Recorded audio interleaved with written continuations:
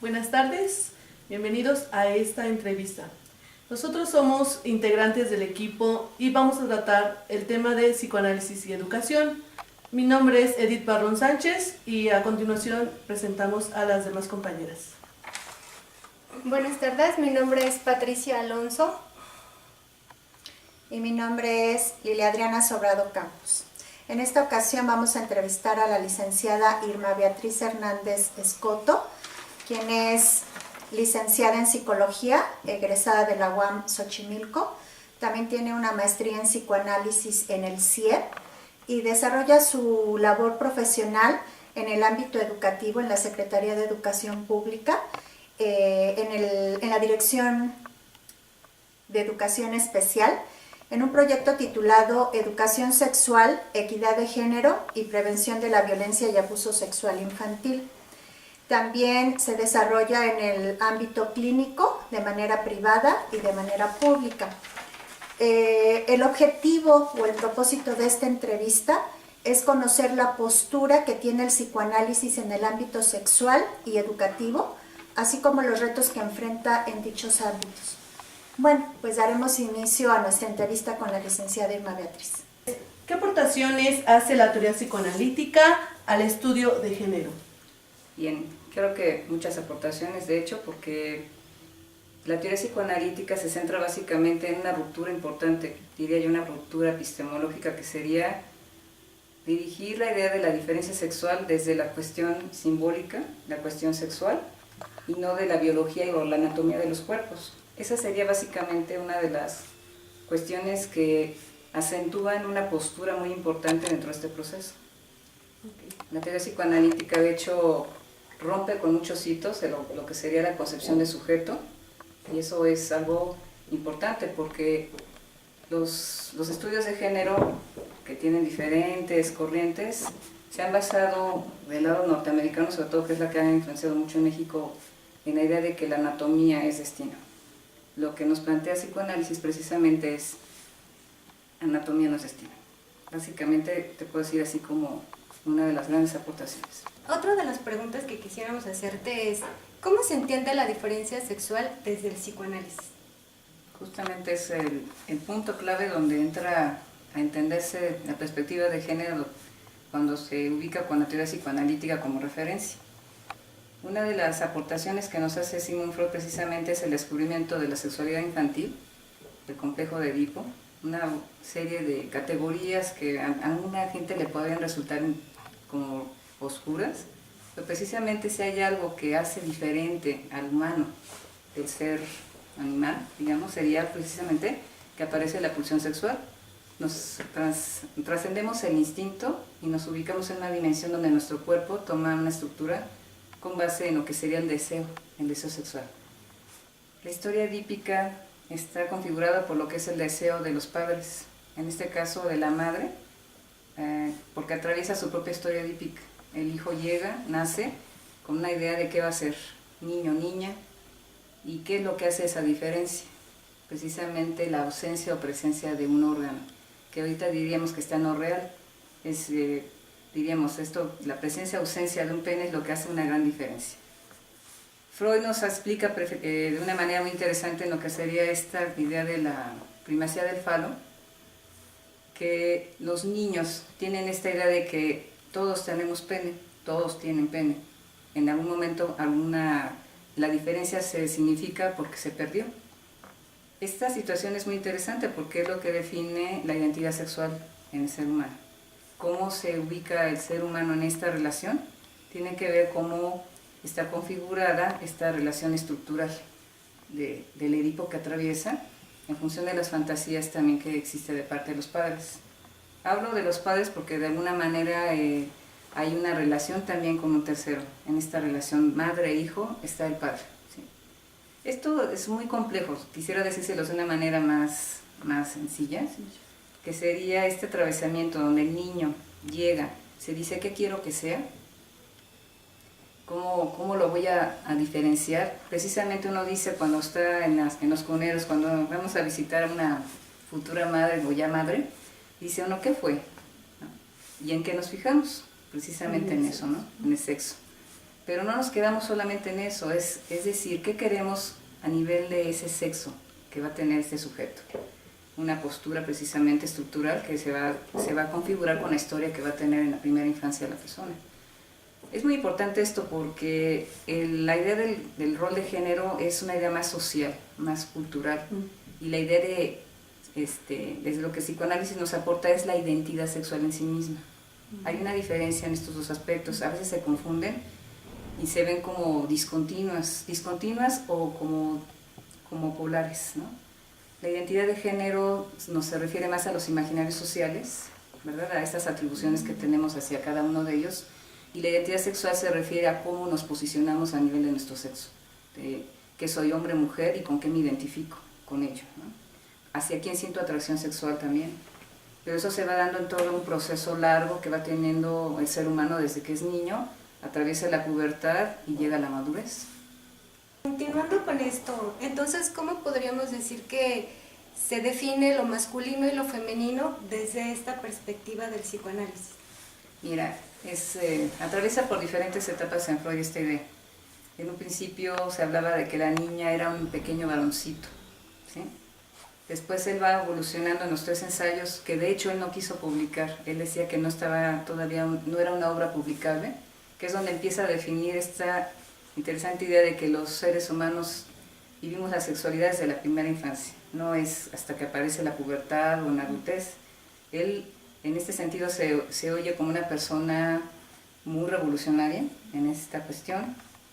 Y la teoría de lo que sería la sexualidad infantil la va desarrollando a lo largo de toda su etapa de teorización y de clínica que trabaja, ¿no?, con sus pacientes. Curiosamente, fíjate, trabaja con sus histéricas y ahí descubre precisamente esta idea de qué pasa con el cuerpo, el lenguaje, el inconsciente, cómo se relaciona esto con el síntoma.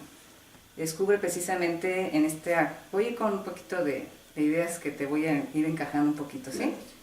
Las histéricas tenían una serie de situaciones que estaban obedeciendo más a una orden de represión sexual, hacían síntoma, y las de la época de Freud, las victorianas, eran las muy famosas histéricas de conversión, que tenían alguna somatización en el cuerpo, pero algo que era muy interesante que él descubre es ¿cómo es posible que esta persona quede paralizada de esta zona del cuerpo? Neurológicamente era imposible, ¿sí? Descubre precisamente que el cuerpo era atravesado precisamente por el síntoma, por aquello que no se podía pronunciar, que estaba en el orden del inconsciente. Es entonces donde se descubre precisamente este paso del cuerpo, el cuerpo que es más allá de lo biológico, el cuerpo sexual. Esto lo va llevando en su propia clínica, con sus estudios, con los niños, con mujeres, con hombres, a darse cuenta que había una serie de fantasías ya desde la primera infancia y empieza a descubrir este orden de la sexualidad infantil. Y descubre algo importantísimo en la teoría que es Edipo. Edipo viene a ser ese complejo que explica precisamente cómo vamos a llegar a esta sexuación y cómo vamos a hacer esta diferenciación femenino-masculino. En un principio, como yo te decía, se ubicaba a la niña como un pequeño varoncito. Va estudiando, va descubriendo más cosas y descubre algo interesante. Que la mujer, más que no, tiene su primer objeto amoroso, que es la madre, pero luego al darse cuenta en esta diferencia anatómica, cuando puede hacer una comparación accidental o no, con algún pariente, algún conocido, o puede observar esta diferencia anatómica de que, ¿por qué yo no tengo? Entonces empieza es como una situación que vive como de molestia, no sé cómo qué palabras decírselas, pero bueno, la niña se empieza a alejar de este primer objeto que es su madre y empieza a acercarse al padre buscando a ver si él la puede dotar de este objeto que en su narcisismo implica una pérdida, ¿sí? En el caso de los niños siempre es el mismo objeto y siempre es yo lo tengo, pero lo puedo perder, porque aparece el complejo de castración atravesando esto. La sexualidad masculina de alguna manera se dirime por estas polémicas inconscientes, porque son inconscientes, y define su virilidad del hombre en un momento que, bueno, primera infancia, luego el periodo de latencia, luego nuevamente en la pubertad, se vuelve a reactivar y ya se define con mayor precisión. esta identidad masculina. En el caso de la mujer, atraviesa por diferentes cuestiones. Este cambio de objeto, la búsqueda del padre, y entonces en qué se convierte esta feminidad dichosa, este gran misterio que siempre dijo Freud, somos un continente negro, las mujeres. Sí. ¿En qué quiere una mujer? Se decía, ¿no? Sí, y es ahí donde está este misterio, donde decía, bueno, si el complejo de castración dice al hombre, no puede ser tu madre, y la aleja de la situación incestuosa, y en el caso de la niña es, el complejo de castración la avanza hacia el objeto incestuoso, es como que inverso el proceso, ¿no? Parecería como complejo esta cuestión, pero entonces lo que hace que la niña vaya diciendo, bueno, cese este deseo incestuoso es a la larga darse cuenta que esto, bueno, de alguna manera pues la ley atraviesa, no es posible que sea su padre el objeto incestuoso, el que la dote de este objeto, a través de qué, de algo bien interesante, traspola una cosa importante. El hijo se va a convertir en esa promesa de eso que no se tiene, el falo. Por eso se habla de falo en la teoría psicoanalítica. Para que esto tenga un poquito de mayor concreción para ustedes, les voy a hablar de un caso que tuve de una niña. Tenía 5 años. Es una niña que llega a la escuela y no hablaba muy poco, era una niña muy inhibida y me piden que si por favor la podía yo revisar qué tenía porque era tan introvertida, porque era tan antisocial. La maestra me pide pues una valoración, voy con la niña. De hecho la hice con todo el grupo de esta maestra, la maestra de preescolar. Y bueno, como protocolo que hay a veces en algunos momentos es trabajar con ciertas baterías, apliqué Budenov. Pero algo que observé fue que la niña, el Budenov se basa en la figura humana, en este caso omite los brazos, esto es algo que me llamó la atención. Ella al voltear a ver el dibujo de otro compañero se da cuenta y le dibuja los brazos. Como me doy cuenta de esta situación, después yo la llamo por aparte y le pido que me vuelva a hacer la figura humana. Y ahí vuelve a aparecer una figura humana sin brazos. Esto me llama mucho la atención.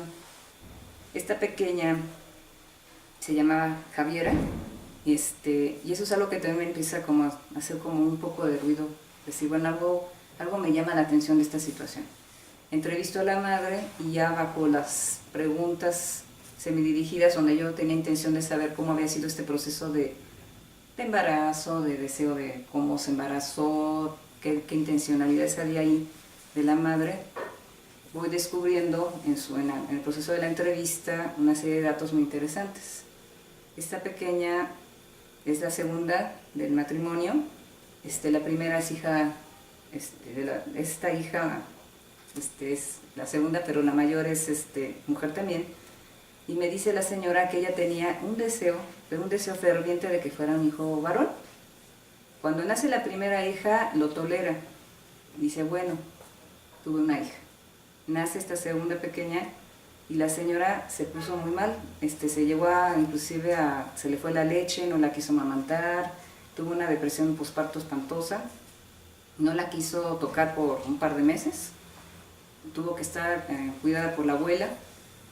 Entonces este tipo de cosas me dio un dato muy interesante. Yo al preguntarle, señora, ¿pero por qué? No, es que yo quería que fuera varón, no que fuera niña. ¿Sí? El papá se llamaba Javier. O sea, son datos en esta historia familiar que ya empiezan a configurar una fantasía de parte de la madre, pero sobre todo un problema ahí narcisístico de ella. En lo real, ella quería ver un pene, ¿sí? No era ya como se veía en la teoría freudiana que yo les explicaba hace rato, es decir, un hijo es el falo en una primera instancia para la madre, como porque fue la promesa, aunque luego viene otra parte en donde esta feminidad tiene que estar también relacionada con no puedes reintegrar tu producto, lo tienes que dejar hacia afuera, no es tuyo, y entonces ahí viene lo que sería un momento donde se opera esta sanción hacia la mujer de que la mujer no puede reintegrar ese producto. Pero esta mujer, de alguna manera, no solo deseaba el falo en el sentido genérico del hijo, sino quería un sexo en particular, ¿sí? Aquí podemos ver una serie de situaciones donde podríamos aventurar estas cuestiones de qué podría ser el destino a nivel de la sexuación de esta pequeña. Esta situación de por qué no hablaba se fue dando también cuando fui conociendo más el caso de que la madre no le sintió tanta culpa después, sintió un tremendo remordimiento inconsciente de esta violencia, este deseo mortífero de que mejor no te hubieras venido a este mundo, y lo convirtió en algo que es el otro lado de la moneda que también se toca mucho en psicoanálisis, la moneda del odio y del amor, ¿sí? Lo convirtió en demasiado amor. Todo lo que ella quisiera, todo se lo daba. No la hacía hablar para nada, todo se lo daba. Esta niña no tenía palabra propia, es más, ya era su producto, la convierte en un objeto narcisístico para ella. Es aquí donde podemos ver precisamente esta idea de cómo la mujer asume esa feminidad. Puede ser de una manera fálica, ¿sí? Donde es precisamente que no obedece esta ley cultural y simbólica que es el hijo es una promesa, pero es una mentira también, ¿sí? Entonces el hijo no se va a quedar con la madre, va a tener que separarlo de sí y darle la opción de ser el hijo, del hijo de la cultura, ¿no?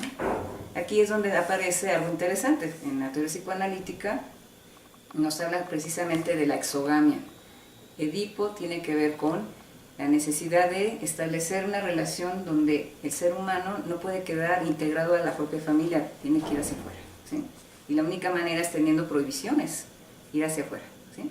Yo creo que esta parte es donde podemos encontrar esta cuestión precisamente de cómo esta feminidad está muy relacionada también con el rol materno en el sentido, digamos, de género, pero también identidad femenina en cómo esta cuestión de ser mujer también tiene que ver cómo jugó la castración la propia mujer, ¿sí? Creo que es ahí donde podemos encontrar esta situación y yo no vería como algo muy disímbolo hablar de identidad de género o identidad sexual, no son lo mismo, es lo único que les puedo decir. Yo lo vería como Lacan habla de la topología, como un continuo, ¿no? Algo que se está como de alguna manera siempre relacionando, anudando, desarrollando efectos especiales en lo que es la subjetividad del hombre y de la mujer, en lo que sería ser hombre o ser mujer. La siguiente pregunta ya va a ser dentro del ámbito de lo educativo, que también usted maneja muy bien, conoce muy bien, y sería, ¿cómo contribuye la teoría psicoanalítica al campo educativo? Bueno, de hecho, la teoría psicoanalítica, Freud dice algo interesante. La educación es un quehacer imposible. Sí, ¿por qué es un quehacer imposible? Porque en realidad educar es algo difícil, es decir, ¿qué queremos de sujeto? ¿Qué queremos de persona? Si estamos hablando de modelar o de qué estamos hablando con la educación. De entrada, psicoanálisis y educación no se llevarían demasiado porque no es la intención de Freud ni el de psicoanálisis haber atravesado este campo disciplinar, pero sí contribuye mucho lo que se estudia de la teoría psicoanalítica a nivel del sujeto para entender este otro lado que es un niño al llegar a la escuela, ¿quién es? ¿No? ¿Cómo llega? ¿Cuál es su historia familiar? ¿Quién es? Exactamente, toda esta historia de vida que hay detrás de él nos da una avanzada muy interesante porque es algo que decía Lacan interesante en esto. En alguno de sus seminarios dice que la ciencia forfluye al sujeto, es decir, no habla del sujeto, pero el sujeto que habla Lacan es el sujeto sexuado. Si algo no se habla en educación es del sujeto sexuado, ¿sí? Así es.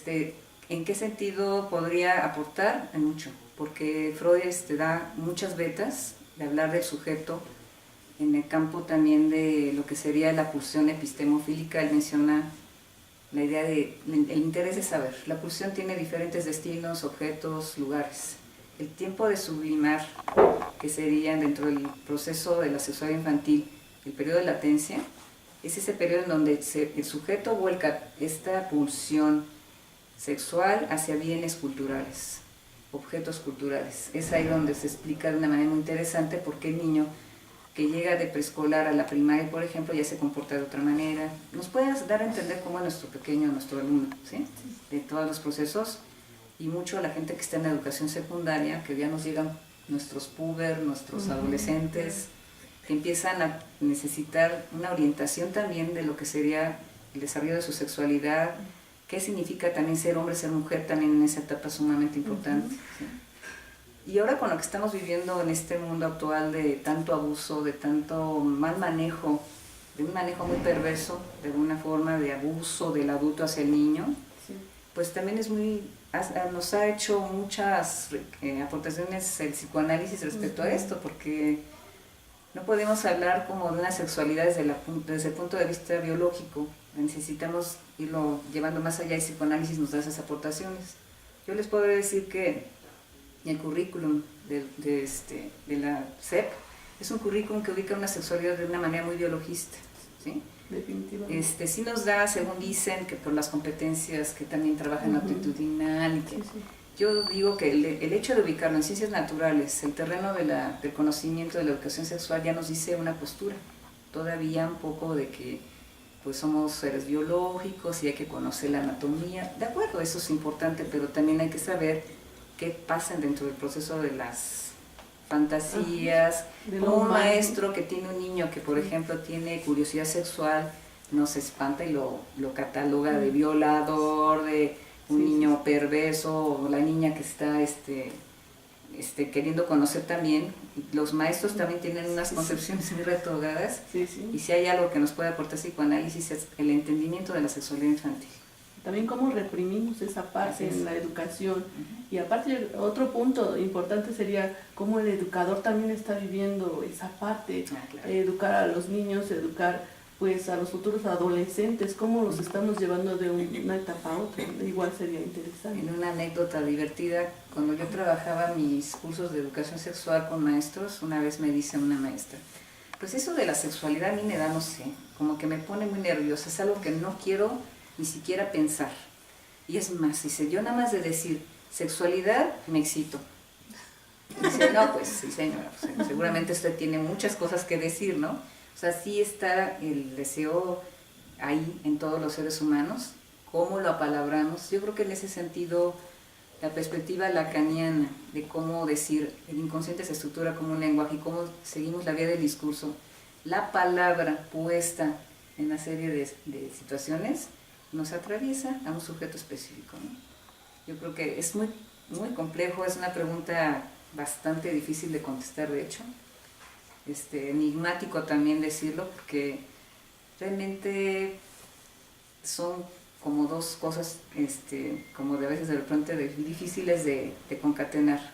El proceso que además no es la intención hacer clínica analítica en una escuela, ¿verdad? No es la intención, pero la teoría como tal sí nos sirve mucho para entender a nuestros alumnos.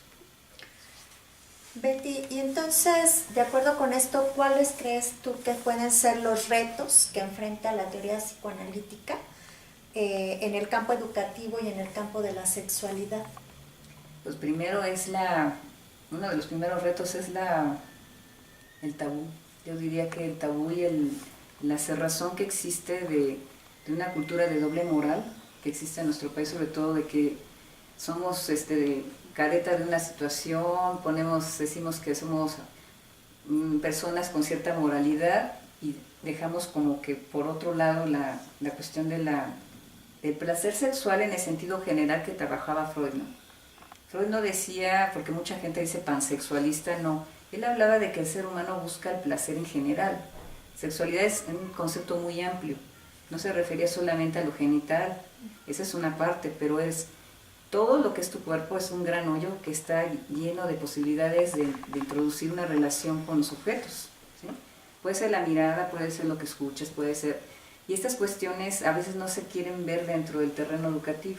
Tú cuando estás trabajando con los niños de educación física, estás haciendo que el niño tenga movimiento y que sienta placer por ello. Tú cuando estás trabajando educación artística, también estás trabajando esa parte agradable de la vista hacia el objeto, el trazo. Hay maneras de entender esta teoría que no sean así tan cerradas, porque se malinterpreta la perspectiva psicoanalítica por esta idea, ¿no? Porque hay una cultura de doble moral. Ese es uno de los primeros como obstáculos. La otra es el diseño curricular mismo.